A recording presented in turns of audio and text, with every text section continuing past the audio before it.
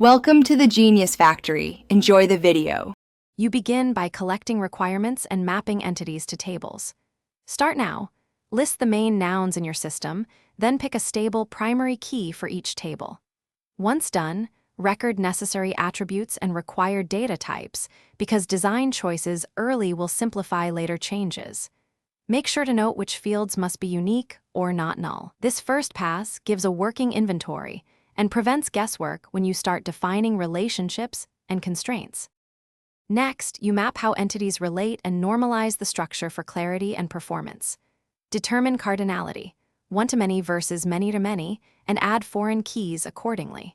For many-to-many, create junction tables that hold foreign keys and contextual attributes.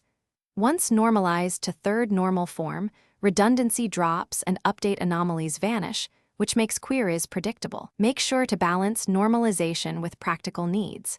Sometimes denormalization helps read-heavy workloads, but document those exceptions clearly. Finally, implement the schema with DDL and populate test data to validate behavior. Create primary and foreign key constraints, add uniques and checks to enforce rules. Once done, run representative queries and examine execution plans, add indexes where lookups or joins are slow. If performance degrades, consider index tuning or selective denormalization.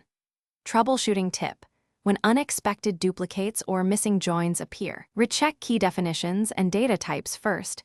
Mismatched types or nullable foreign keys are common culprits.